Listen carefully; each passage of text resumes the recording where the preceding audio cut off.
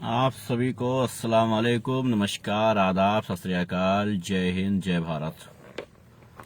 उम्मीद करता हूं आप सभी ठीक होंगे। यकीन है कि आप सब ठीक नहीं हैं, लेकिन उम्मीद करता हूं कि ठीक होंगे। मैंने हेडिंग डाली है गंदा समाज। क्यों डाली है हेडिंग गंदा समाज? क्या समाज इतना गंदा हो गया है? कोई नई बात नहीं है साहब। 2011 से लगातार मैं अपनी नॉलेज में बताऊं, अगर मैं जहां तक एक्टिव रहा 2011 से आज तक लगातार वो चीजें देखने को मिली हैं जो इस समाज को प्रदर्शित करती हैं, इस समाज की क्रूरता प्रदर्शित करती हैं। इसी लिस्ट में एक काम और जुड़ा है मेरठ का। बाप बेटे, एक महिला का बयान है, एक मां का बयान है जो जबरदस्ती दिलाया जा सकता है यूपी पुलिस द्वारा। ये कोई नई बात नहीं है। मां का कहना है कि बाप बेटे शराब पी के लड़ाई कर रहे थे, उसमें मेरी बच्ची बीच में आ गई थी, इसलिए मेरठ पुलिस ने उसको बचाया है। लेकिन मैं आपको तस्वीर दिखाऊं यूपी पुलिस की क्रूरता की, यूपी पुलिस की हैवानियत की, यूपी पुलिस की उन हरकतों की जो एक इंसान तो नहीं कर सकता है। हां, मैंने कुत्तों को देखा था इस तरह से किसी बच्चे को लटकाते हुए। मैंने आज तक, क्योंकि कुत्ते के हाथ नहीं होते हैं, उसके 4 पैर होते हैं, इसलिए वो मुंह से अपने बच्चे को पकड़ करके एक जगह से दूसरी जगह ले जाते हैं। लेकिन यहां पर जो तस्वीर मैं आपको दिखाने जा रहा हूं, ये उनकी तस्वीर है जिनको भगवान ने 2 हाथ दे रखे हैं। मैं एहतिशाम रिजवी हूं, ये आपको मुझे बताने की जरूरत नहीं है। आईडी न्यू बनाई है, न्यू लोग हैं, नए लोग हैं। जानने में थोड़ा वक्त लगेगा मुझे, लेकिन जल्दी जान जाएंगे। इतने दिन तक मैं एक्टिव नहीं रहा, इसलिए कि मैंने सोचा शायद इस समाज में मेरी जरूरत नहीं है।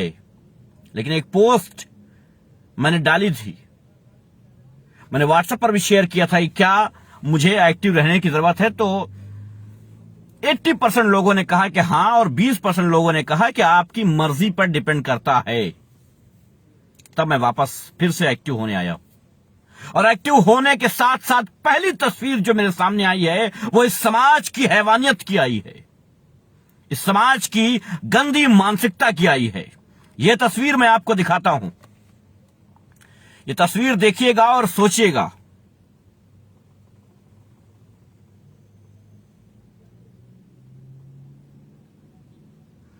ये पुलिस वाले को देखिए, इसकी ताकत देखिए, कानून के लंबे हाथ देखिए, ताकतवर हाथ देखिए, और इसकी मजबूत पकड़ देखिए। एक मासूम बच्ची पर एक मजबूत पकड़ है इसकी।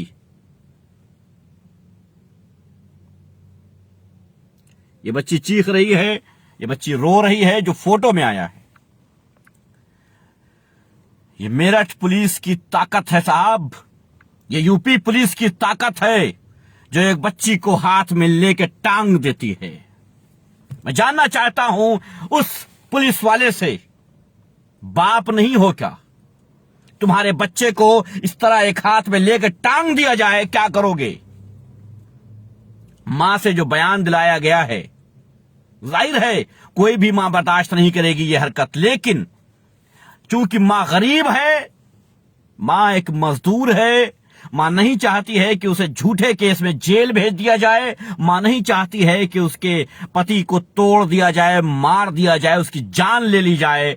मां नहीं चाहती है कि उसकी बच्ची भूख से तड़प के मर जाए। इसलिए उसका बयान सुनिए, उस मां से जो बयान दिलाया गया है।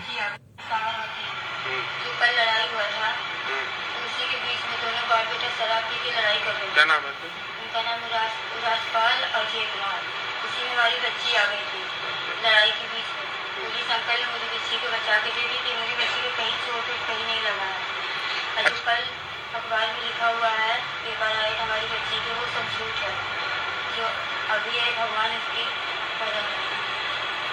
अच्छा, अपने बच्चे को दिखाइए आप, कहाँ है? कहीं चोट नहीं लगा अंकल, से हमारी बच्ची सही है। ये एक बार फिर सुनिएगा लास्ट में, बस बस। हमारी बच्ची सही है।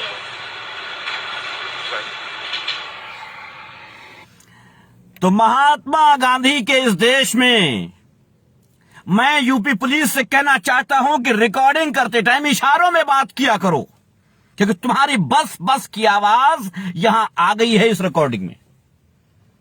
यह साफ जाहिर हो गया है कि इस मां से बयान दिलाया गया है। जब पत्रकार ने, जब एक वीडियो रिकॉर्डर जो रिकॉर्डिंग कर रहा था, उसने कहा कि बच्चे को चोट लगी है या नहीं। हालांकि ये तुम्हारा क्वेश्चन होगा, तुमने लिखकर स्क्रिप्ट तैयार करके दी होगी कि ये सवाल कर लेना, लेकिन जब उसने सवाल किया तुम्हें लगा कहीं चोट दिख ना जाए, तो तुमने कहा बस बस। वो मां वहीं पे खामोश हो गई, आगे कोई अल्फाज वो नहीं बोली, वहीं पर खामोश हो गई। क्यों ना खामोश हो जाए, क्योंकि वो अपने बच्चे को पालने पोसने के लिए जिंदा रहना चाहती है। वो नहीं चाहती कि उसके मासूम बच्ची मर जाए। वो तस्वीर मैं आपको एक बार फिर दिखाना चाहूंगा। ये हमारे भारतवर्ष की तस्वीर है, हमारे भारतवर्ष की पुलिस की तस्वीर है, हमारे भारतवर्ष की पुलिस की ताकत है। हमारे भारतवर्ष के यूपी एक प्रदेश है हमारे देश में, उसकी तस्वीर है, उसकी ताकतवर पुलिस की तस्वीर है। सिचुएशन कोई भी हो, मैं बता देना चाहता हूं भक्तों, सिचुएशन कोई भी हो, झगड़ा हो रहा था बाप बेटे में, मारपीट हो रही थी, पुलिस वाले इस बच्ची को बचाना, कोई भी सिचुएशन हो, क्या एक मासूम बच्ची जो हिल नहीं सकती है उसको एक हाथ से टांग के उठाया जाता है? मैं जानना चाहता हूं, सिचुएशन कोई भी हो, क्या तुम्हारे बच्चे को मैं इस तरह से उठाऊं और तुम एक्सेप्ट करोगे उस चीज को? मैं जानना चाहता हूं यूपी पुलिस से, मैं जानना चाहता हूं भक्तों से, मैं जानना चाहता हूं उस मुख्यमंत्री और प्रधानमंत्री से जिसकी औलाद ही नहीं है।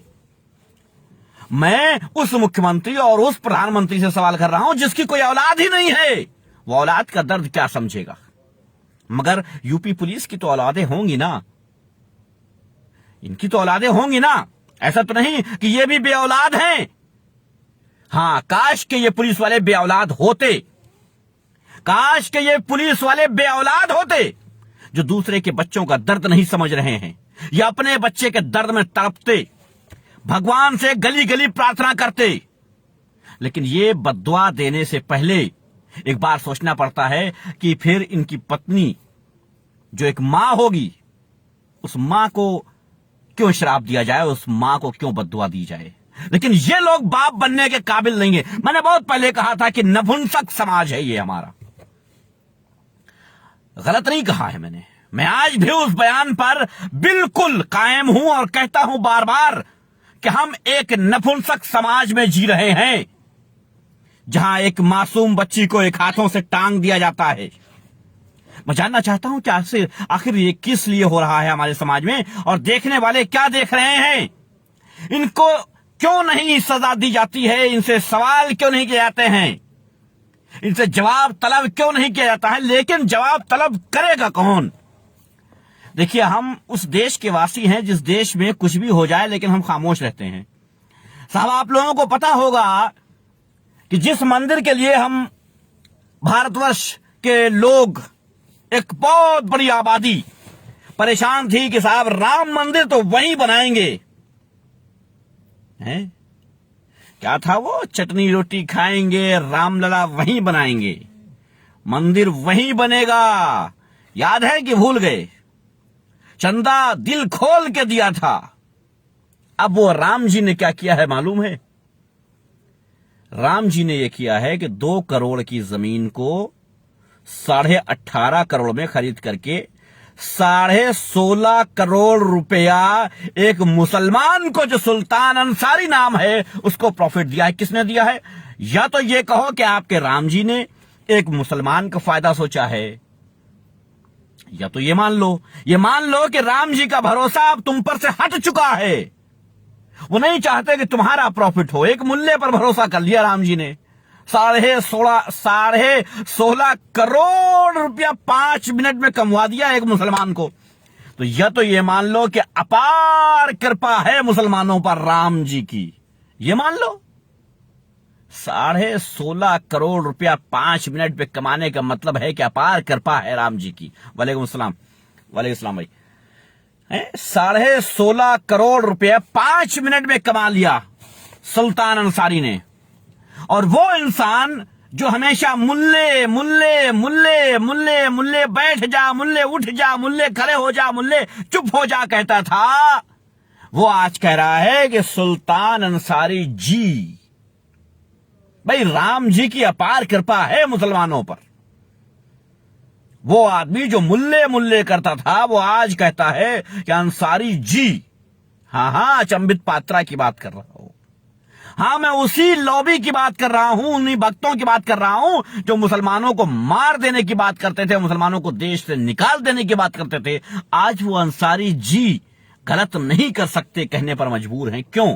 क्योंकि राम जी की कृपा अपार है साहब। भाई हमने पहले ही कहा था ऐसी हरकतें मत करना कि तुमसे तुम्हारे भगवान भी नाराज हो जाएं। और मुसलमानों ने वो कर्म किए हैं कि उनसे कोई भी इंसान से लेकर के हैवान तक खुश हो सकता है। तो भगवान तो बहुत बड़ी चीज होती है, इंसान से पहले आती है वो चीज, तो भगवान तो खुश होगा ही होगा, क्योंकि हरकतें मुसलमानों की ऐसी हैं। क्या करें साहब, लॉकडाउन में अपनी अपनी हैसियत लुटा देने वाले गरीब से गरीब मुसलमान थे जो गलियों में, हाईवे पर, रास्ते पर न जाने कहां कहां खड़े होकर के पानी से लेकर के दाना तक बांट रहे थे। तो भाई राम जी तो देख ही रहे थे कौन क्या कर रहा है, और नारंगी संतरे कहीं नजर नहीं आ रहे थे। तो भगवान तो जानता है क्या कर रहे। भाई सब कुछ छुपा सकते हो, सबसे छुपा सकते हो, भगवान से कैसे छुपाओगे साहब।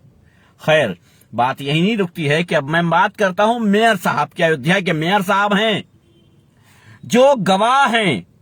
ये 2 करोड़ की जमीन 18.5 करोड़ में जो खरीदी गई है, इसमें गवाह के रूप में वो हैं मेयर साहब। अच्छा कोई बात नहीं साहब, इसमें तो है, चलो ठीक है। अच्छा, एक अगली जमीन और है जो 20 लाख रुपए की थी, और 20 लाख रुपए की जमीन मेयर के भांजे ने 3 महीने पहले खरीदी थी, और 3 महीने के बाद वही जमीन राम जी के हाथों बेच दी गई, यानी कि ट्रस्ट के, मंदिर के ट्रस्ट के हाथों बेच दी गई है 2.5 करोड़ रुपए की। 20 लाख की जमीन 2.5 करोड़ रुपए की बेच दी गई है। उसकी औकात 20 लाख रुपया थी। अब कह दो नहीं साहब, उसकी औकात तो 2.5 करोड़ थी। तो जब 2.5 करोड़ उसकी औकात थी तो वो मेयर के भांजे को 20 लाख में कैसे मिल गई? कुछ तो है। और अगर 20 लाख उसकी औकात थी तो राम जी को ठगा गया, ऐसा क्यों किया गया? मैं इससे बड़ा नाराज हूं भाई। भगवान को भी ठग लिया तुमने। अरे देशवासियों को ठगा, अपनों को ठगा, परायों को ठगा, ठगा तो ठगा, अरे भगवान को भी ठग लिया तुमने। खैर, सुल्तान अंसारी जी ने जो काम किया, वो नारंगी संतरे सब उनकी वकालत करने उतर रहे हैं। मैं सुल्तान अंसारी जी इसलिए कह रहा हूं क्योंकि भाई सब मैं अचंबित पात्रा से बड़ा संतुष्ट हूं इस मामले में, क्योंकि अब पहली बार को उसके मुंह से किसी मुसलमान के लिए जी निकला है।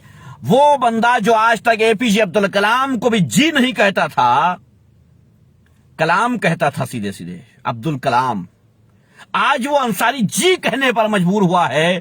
धन्य हो राम जी, धन्य हो राम जी, आपकी अपार कृपा है मुसलमानों पर, बनाए रखना ये कृपा। और हां नारंगियों, इस बात साबित हो गई है कि तुम्हारे भगवान तुम्हें फूटी आंख पसंद नहीं करते हैं, तुम्हें जलील कर रहे हैं। तुम्हारे ही भगवान तुम्हें बार बार जलील कर रहे हैं, ये दिखा रहे हैं कि तुम्हारी कोई औकात नहीं है मेरी निगाहों में, क्योंकि तुम्हारे कर्म अच्छे नहीं है। याद रखना, बहुत सारे नारंगी संतरे गली गली टहला करते थे, न जाने क्या क्या किया करते थे, न जाने कौन कौन से बढ़िया यहाँ पर मुसलमानों का आना वर्जित है और ये है वो है। मैं सबसे कहना चाहता हूं कि अरे मुसलमानों का आना कहां कहां वर्जित करोगे, कहां कहां मुसलमानों का आना वर्जित करोगे? अरे उसी मंदिर के सामने तुम भीख मांगोगे कटोरा लेकर के, और उसी मंदिर में, उसी मंदिर के बनने से पहले एक मुसलमान ने 16.5 करोड़ रुपया कमा लिया है। क्या ख्याल है तुम्हारा नारंगियों? खैर, ये वीडियो छोड़ के जा रहा हूं और बता रहा हूं, मैं वापस आ गया हूं भक्तों, मैं वापस आ गया हूं। एक एक छोटी छोटी बात पे तुम्हारी बजाता रहूंगा, अच्छे से याद रख लेना। मैं किसी सरकार, किसी हुकूमत, किसी बादशाहत से नहीं डरता हूं। मैंने इतने दिन इसलिए छोड़ दिया, तकरीबन 1 से 1.5-2 महीने मैंने इसलिए छोड़ दिए थे क्योंकि मैं थक गया था आईडी बना बना करके। और लोग जो सुन करके इग्नोर कर देते थे उनसे मैं थक गया था। मैं सोचता था शायद ये बदल नहीं सकते हैं, इनको बदला नहीं जा सकता है। लेकिन फिर जब मैंने एक पोस्ट डाली तो लोगों ने कहा कि नहीं साहब, जरूरी है कि हर बार जो इंसाफ की बात हो वो कही जाए, वो करी जाए, वो बताई जाए, लोगों को समझाई जाए। तो मुझे लगा कि अगर हमने ये नहीं किया तो फिर हम वो काम करेंगे कि उनका सहयोग हो जाएगा। बड़े संतुष्ट रहे होंगे इतने दिन मुझसे भक्तगण बड़े संतुष्ट रहे होंगे कि भाई चलाओ, अच्छा हुआ, कम से कम कोई मेरी बजाने वाला नहीं है। लेकिन याद रखना कि मैं मौजूद हूं, इसलिए अपना अपना ख्याल रखना भक्तों। धन्यवाद, बहुत बहुत शुक्रिया आप सबका। दुआओं में याद रखिएगा। इंशाअल्लाह भक्तों को ऐसे ही उनकी सबक उनको देता रहूंगा। और याद रहे हुकूमत, बादशाहत और गवर्नमेंट को कि मैं हर वो सवाल करता आया हूं और करता रहूंगा जो हमारे देश के लिए बेहतर है। वो सवाल हर सिचुएशन में आपसे किया जाएगा। प्रधानमंत्री नरेंद्र मोदी हो, राहुल गांधी हो, मायावती हो, अखिलेश यादव हो, कोई भी हो, या असद ओवैसी ही क्यों ना हो, किसी प्रदेश के मुख्यमंत्री या मंत्री या सांसद या कुछ भी, अगर आपको कोई संवैधानिक पद दिया गया है, अगर आपको वोट दे करके चुना गया है, तो मैं सवाल आपसे जरूर करूंगा। ये बात अपने जहन में अच्छे से बिठा लेना। ये एहतिशाम रिजवी कह रहा है, इसलिए अच्छे से समझना इस बात को। धन्यवाद।